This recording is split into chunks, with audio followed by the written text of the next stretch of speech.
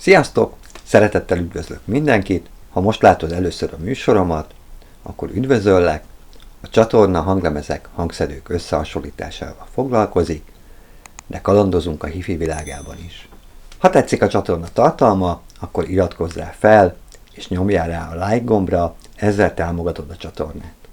A mai tartalomban átevezünk egy másik formátumra, amit az egyik kedves nézőm vetett fel, így ebben az adásban a kompakt kazettákról lesz szó, ami a 60-as években kezdte meg hódító útját, és a mai napig nagy népszerűségnek örvend.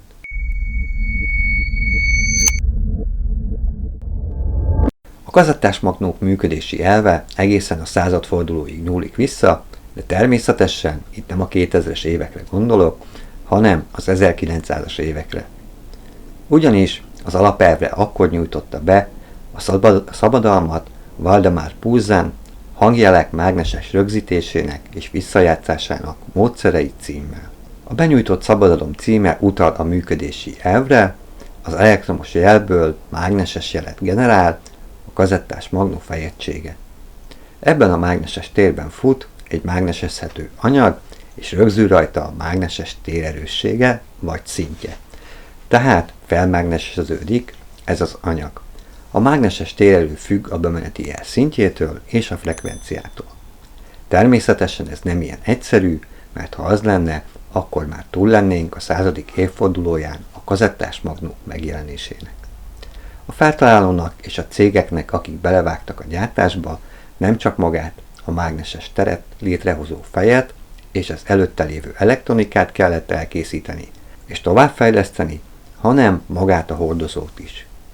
Ebben az első részben erről fogok beszélni, és egy kis történelmi áttekintést nyújtok a mai nap is ismert kompakt kazetták megjelenéséig. Eleinte fémhúzalokat használtak az információ rögzítésére, például acélt, mely hajszálvékony volt, és egy ilyen acéltekercsre 1 órányi tartalmat lehetett rögzíteni.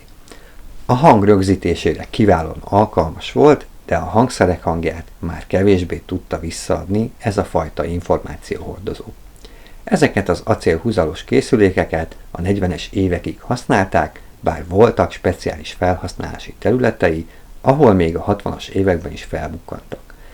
Ebben az időszakban már elérhetőek voltak a készülékek otthoni felhasználásra, és terjedésükben nagy szerepet játszott a hangrögzítés egyszerűsége, annak visszajátszása, illetve az újrahasználhatósága.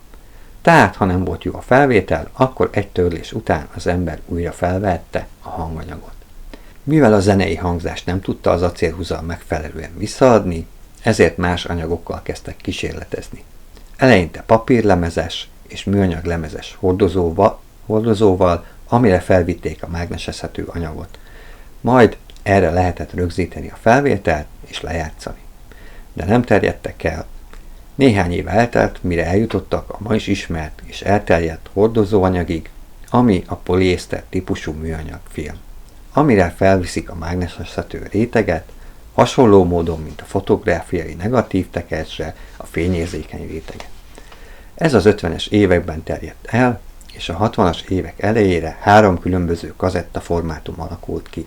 A Grundig cég által forgalmazott DC International, egy Amerikában népszerű formátum, az úgynevezett Stereo 8, és a kompakt kazetta a Philips cégtől.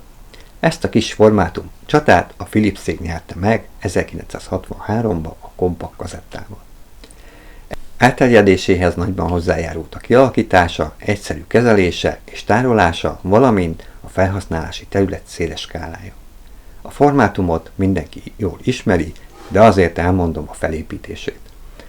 Alsó és felső kazettaház, a ház és a szallag között mindkét oldalon csúszás megkönnyítő lapocskák, 2 orsó, bennük rögzítőpeckök, 2 terelőhenger az alsó sarokban, szallagnyomó bronzlapocska rajta firc kockával, árnyékoló permaloy lemezek a nyomófirccel szemben, címkék a kazettához mindkét oldalon, szallag mindkét végén nagyjából 20 cm-es átlátszó befűző szallaggal, esetenként az SM Mechanika 2 fülecske, gyári tok 2 műanyag részből, Ha műsoros kazettáról van szó, akkor nyomtatott információk papírhordozón. Természetesen itt is, mint a lemezjátszónál nagyon fontos volt maga az információt hordozó anyag, és ez jelen esetben maga a szallag. A térhódítást követően a kompakt kazetta külseje és felépítése nem sokat változott, de az információt hordozó szallagok minősége nagy utat járt be mostanáig. Kezdetben az úgynevezett normál szallagok voltak a piacon. Az IEC szabvány neve Type 1, aminek a mágnesezhető része, ami az információt tárolja, vasoxidból készült.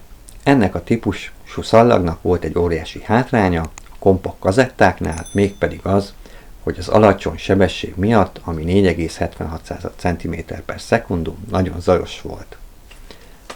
Ezáltal gyenge hangminőséget biztosított. Ráadásul a gyártási folyamatok sem voltak annyira kifinomultak, ezért nagy volt a szórás a szallagok minőségében. A fejlesztéseknek köszönhetően a 70-es évek közepére a vasoxid kazettákat kezdték felváltani a krómoxid típusú kazetták, ami Type 2-es elnevezést kapott a szabványrendszerben. A kromkazetták javulást hoztak a hangminőség tekintetében, főleg a magas hangoknál, de a jelszintjük alacsonyabb volt a vasoxidos kazettáknál. A szuperkrom kazetták megjelenésével némileg javult a jelszint. A szallagok harmadik típusa, az IEC szabvány szerinti Type 3-as, az úgynevezett metálkrom vagy ferrokrom típusúak.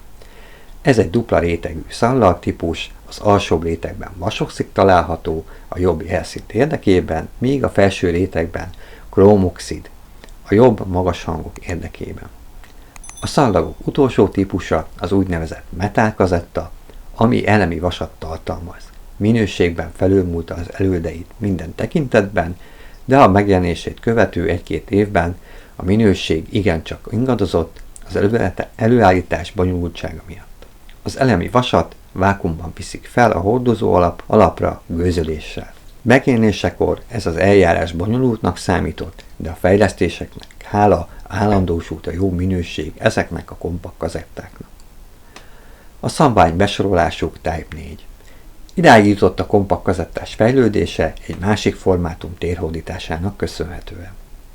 A kis történelmi áttekintés nagyjából a 90-es évek elejéig tart, és a kompakt kazettákra fókuszál, azoknak pedig, akik temetnék ezt a formátumot, ugyanúgy, mint a hanglemezt, csak annyit mondanék, hogy jelenleg 2 nagy vállalat foglalkozik szallagok gyártásával, legjobb tudomásom szerint, és vannak zenei kiadók és együttesek, akik még adnak ki kompakt műsoros kazettát, például Kylie Minogue Disco című albuma, amit 2020-ban adott ki, megvásárolható ezen a formátumon is. Köszönöm a figyelmeteket! Ha tetszett a videó, akkor iratkozzál fel és lájkold, ezzel támogatod a csatornát, találkozunk legközelebb.